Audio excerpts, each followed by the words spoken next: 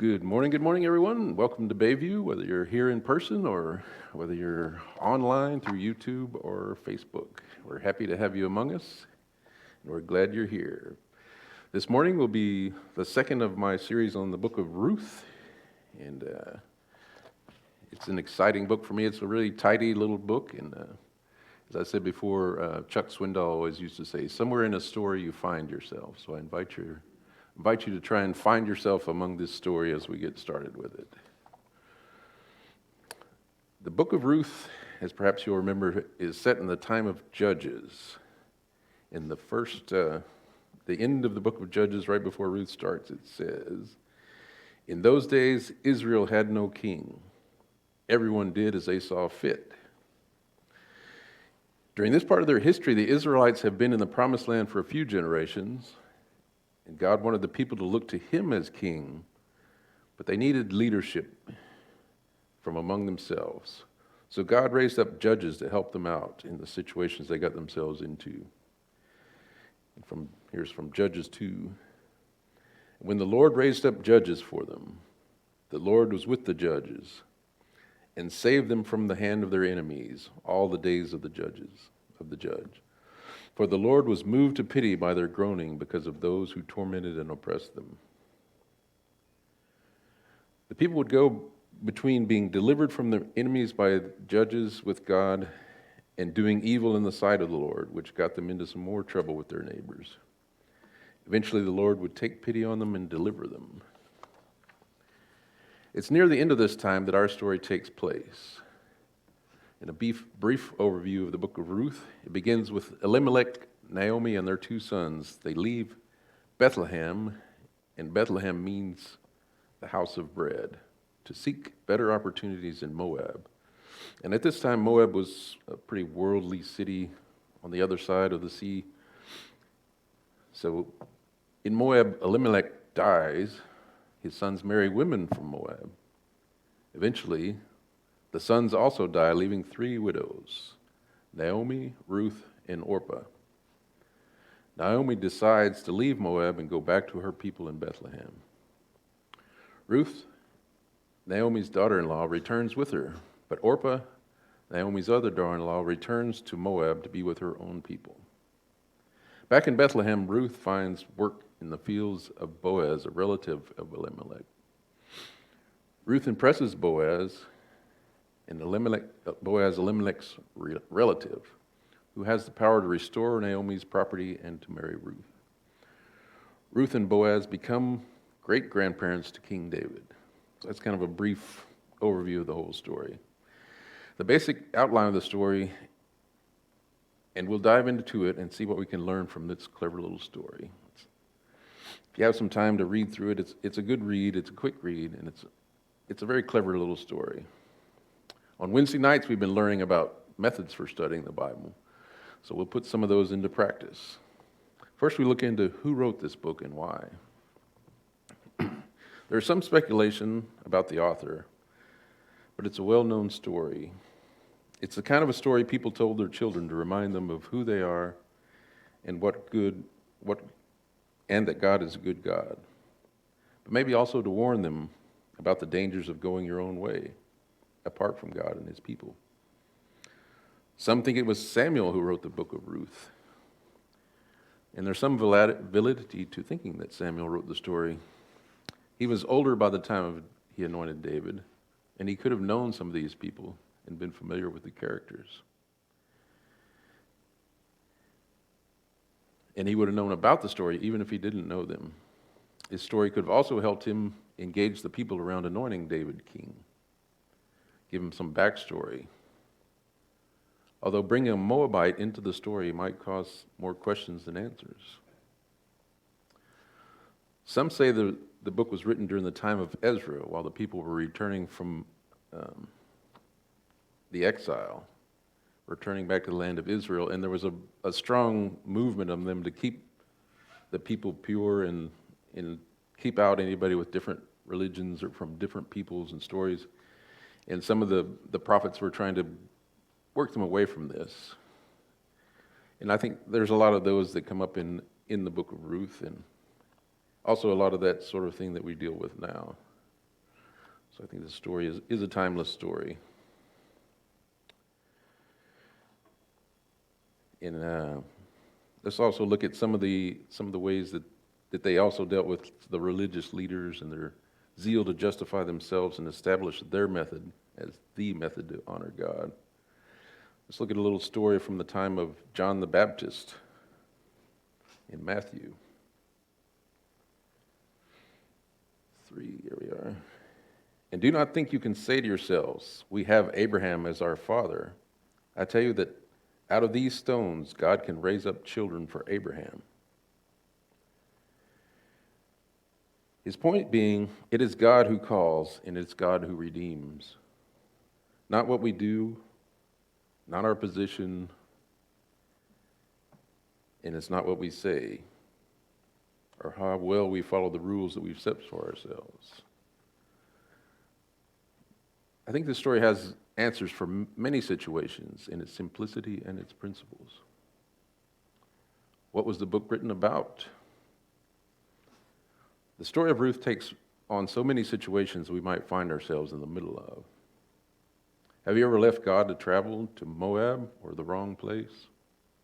Elimelech left the land and people of God when things got hard to go to a land of worldly goods and idol worshippers. Many things can be our Moab. Could be moving for a more lucrative job that takes us away from our supportive friends and family. It could be a relationship that isolates and separates us. It could be the lure of easy money and a less than ethical pursuit.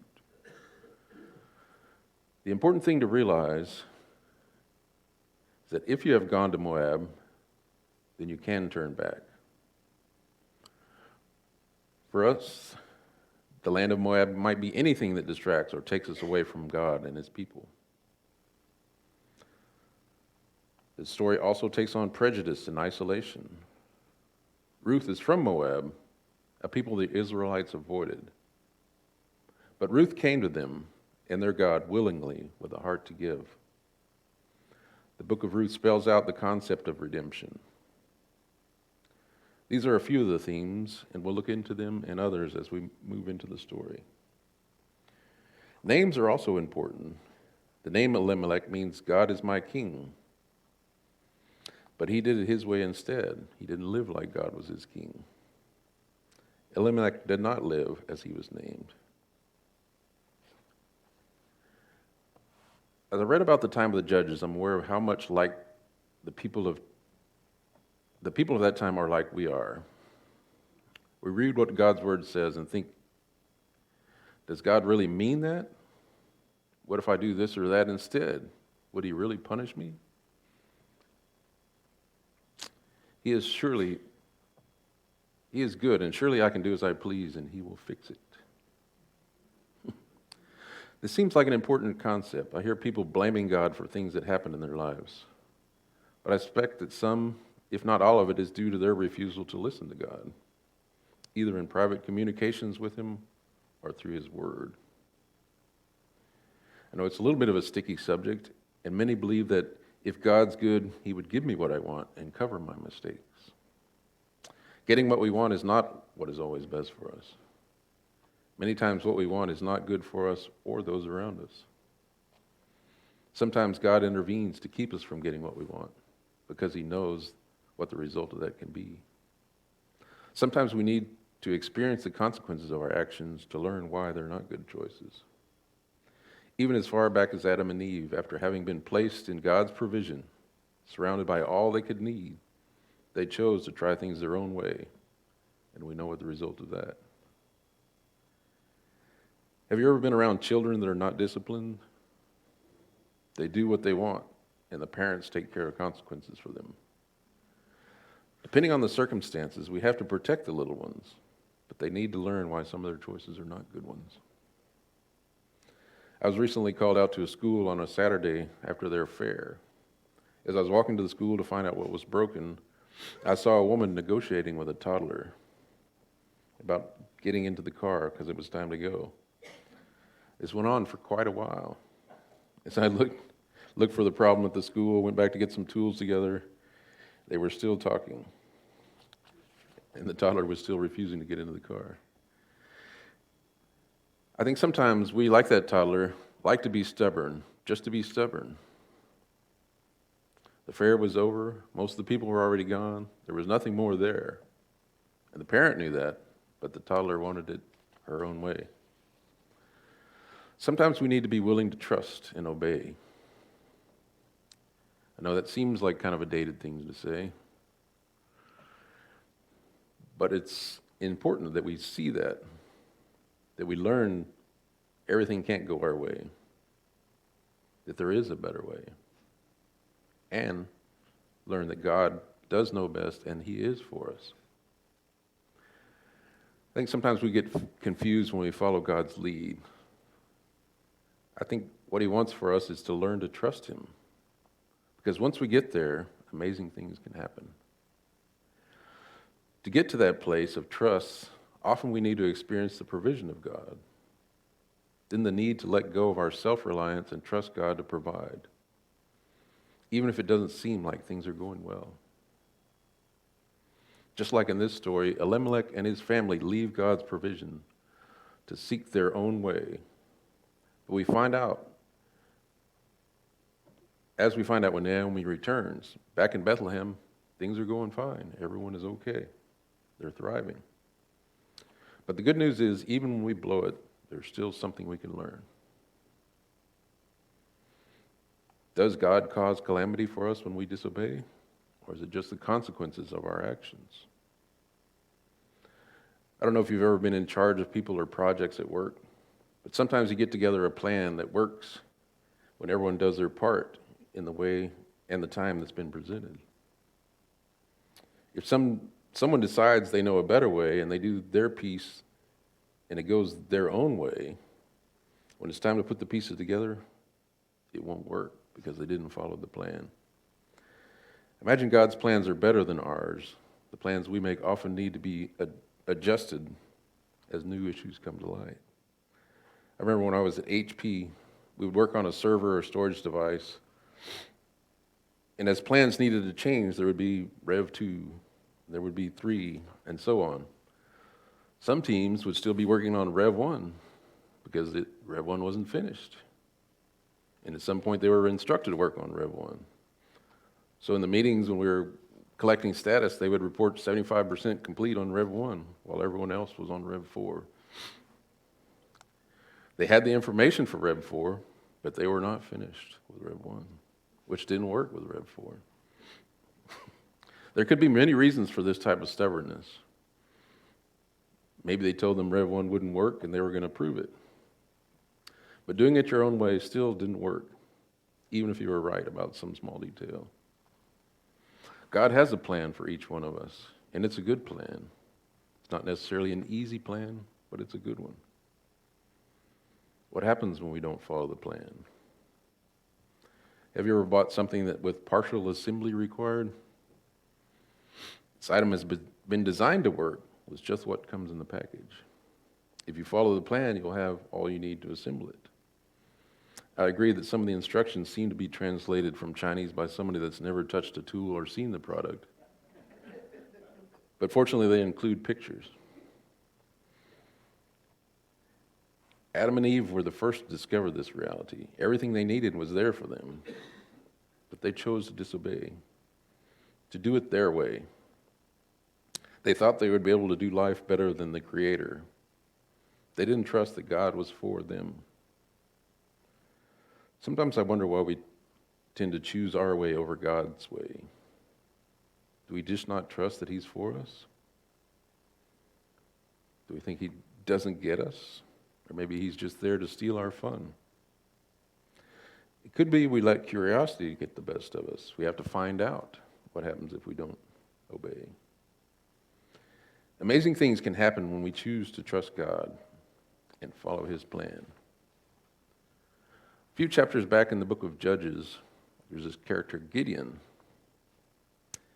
He was told that he would lead the Israelites against the Midianites, who were wreaking havoc on the Israelites by destroying their crops and killing their livestock. Gideon was told what to do in a very specific way, in ways that would not seem to make sense, not seem to be the best way to go about it. He was told to take 300 men against 135,000 men. And with God, they won. And further, they used only trumpets and clay jars with torches in them to do it. Sometimes God's plan is ununderstandable. As you can imagine, Gideon was skeptical at first, as well as unsure of himself. He made arguments with God that his tribe was the least, and he was the least one in his tribe. And God's reply was, "Am I not sending you?" It's not our strength and ability that matters, it's his. Gideon's story starts in Judges 6, if you want to include that in your reading. It's a good read. It's only a couple of chapters long. Many things to learn, depending on where you are in your particular story. I take this to mean, even if we don't believe in ourselves, God can use us in his plan, with his strength to power us. We have to let go of our limitations and let God work through us. In our story, Elimelech, after choosing his own way, dies in the land of Moab, as well as his sons, leaving 3 widows. The story doesn't make it clear if it was Elimelech alone that decided to go to Moab, or if the decision was made by he and Naomi. But after losing all the men, Naomi decides to go back to her God and back to her people, and to see if there's anything left for her there. In our Wednesday study, More Than Words by Robert Morris, he mentioned the provision of God in Exodus 16. In this part of Exodus, the Israelites are hungry, and God provides for them by sending what is called manna. I don't know if you know this story well, but briefly, every morning the ground is covered with manna, the bread from heaven. And the Israelites are instructed to collect enough of it for each day, and then enough for 2 days, the day before the Sabbath. If they collect more than enough, then it'll rot. The lesson here is to trust the Lord to provide for each day, and also to trust him for tomorrow's provision, tomorrow. Why is it important to depend on him each day instead of gathering enough for the week all at once? I think what the Lord wants of us is us. He wants us to know fresh each day he has us. He will provide for us. But we have to trust him, because when we put our trust in ourselves instead, things start to get rotten. Another interesting fact about this Exodus story is they were instructed to preserve some of the manna to show future generations what God did for them. I think we can easily overlook this step. We should keep a memory of how God provided for us. When we need to be reminded as well, we have a way to pass on the goodness of God to our future generations. We have something to see and share. Some people may keep a little journal or something to write these kind of things down, and I think that's a good practice if you're so inclined. I know a phrase we have these days is "my truth." I think that phrase captures the truth of this time of the Judges as well as our time. When we choose to make our own truth, we choose to ignore the truth. If we do not accept God's truth, we'll have to accept the consequences of our action. God is not punishing us, but we are punishing us.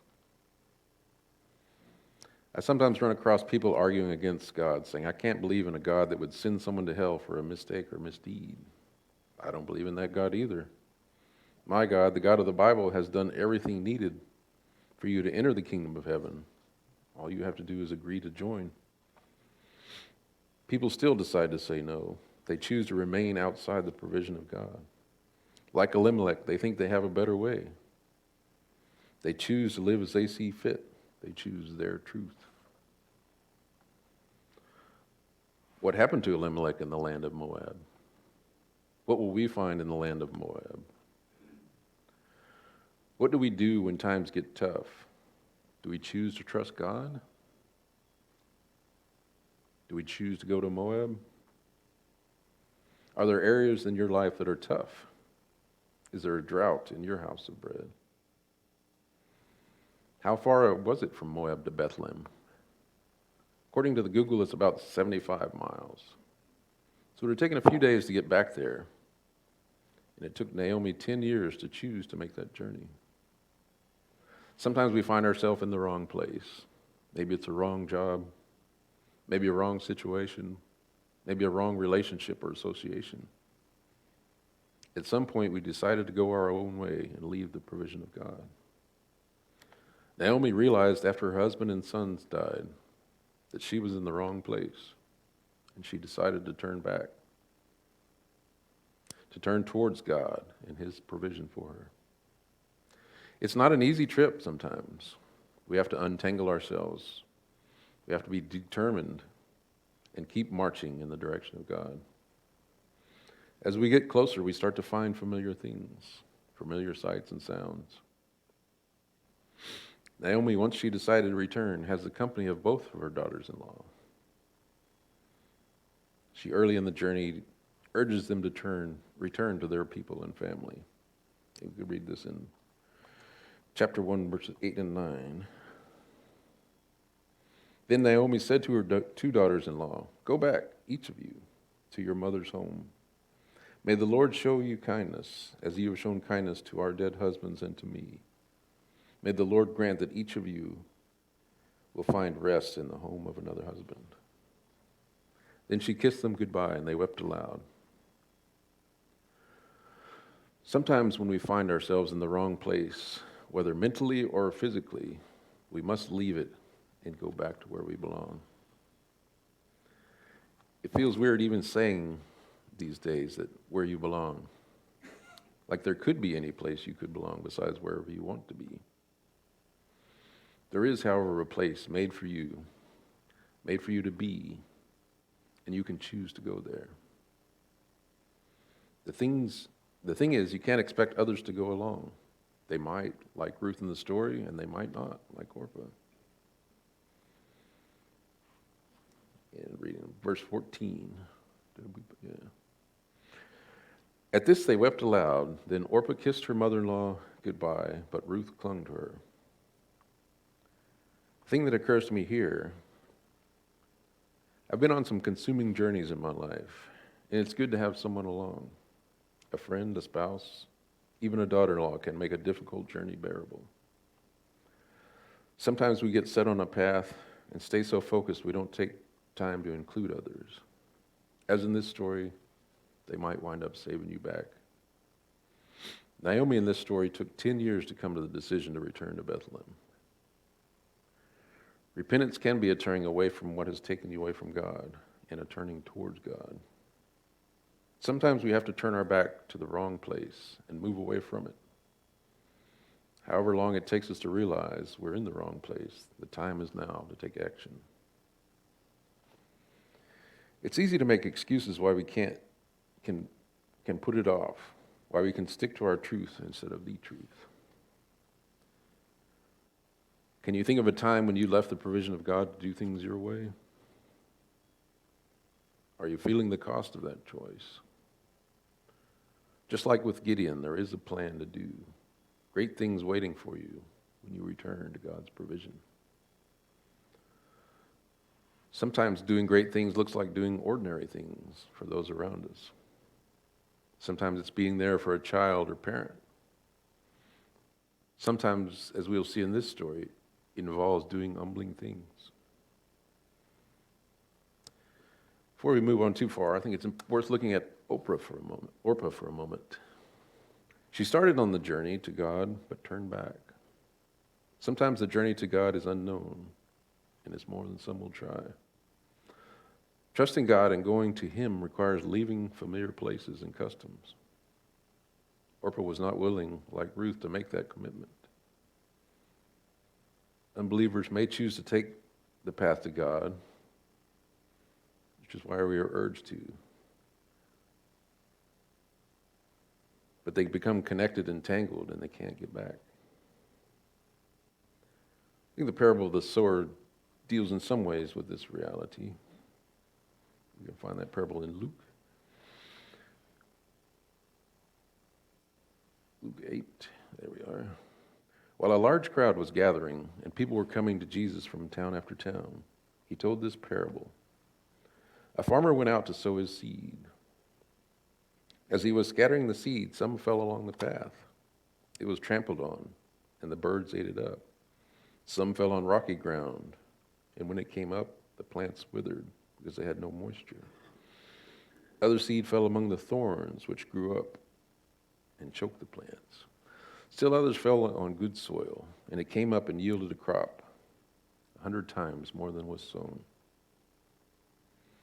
When he said this, he called out, "Whoever has ears to hear, let them hear."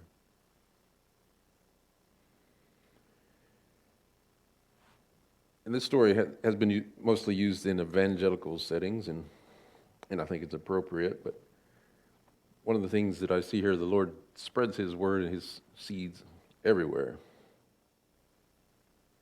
It's kind of up to us to be good soil, to receive the word, to give it a home. Now, as we move on in our story, let's take a look at Ruth, who's our hero, starting at verse 16. But Ruth replied, "Don't urge me to leave you or turn back from you. Where you go, I will go. Where you stay, I will stay. Your people will be my people, and your God my God. Where you die, I will die, and there I will be buried. May the Lord deal with me, be it ever so severely, even if death separates you and me."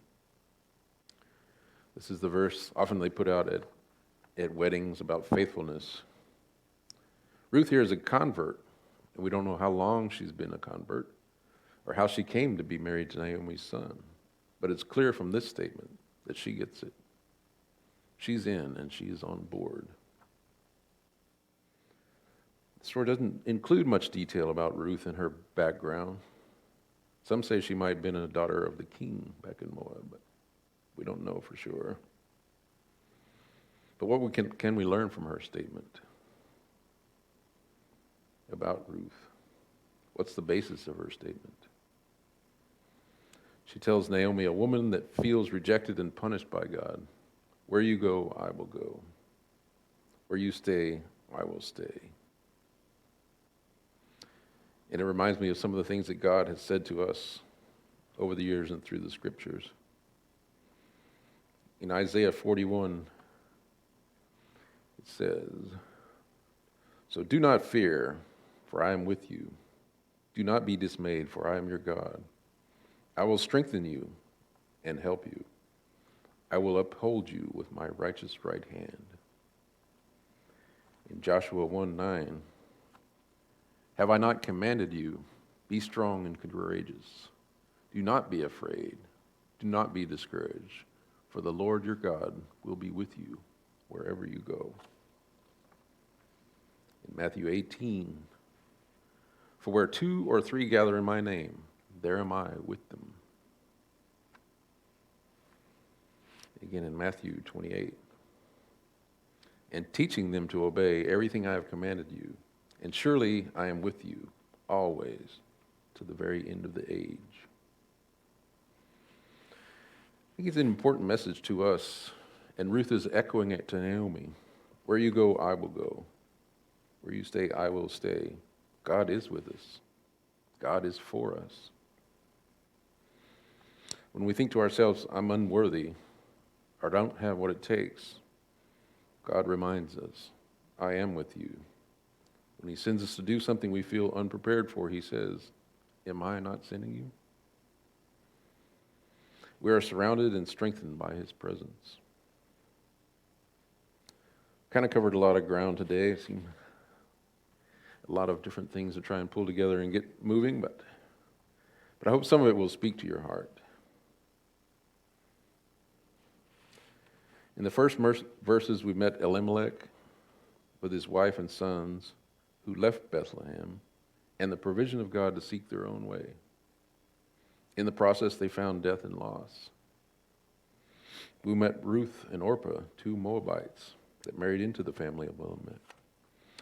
when offered the chance to go to God and all he had for them, Orpah turned back while Ruth chose to cling to God and his people.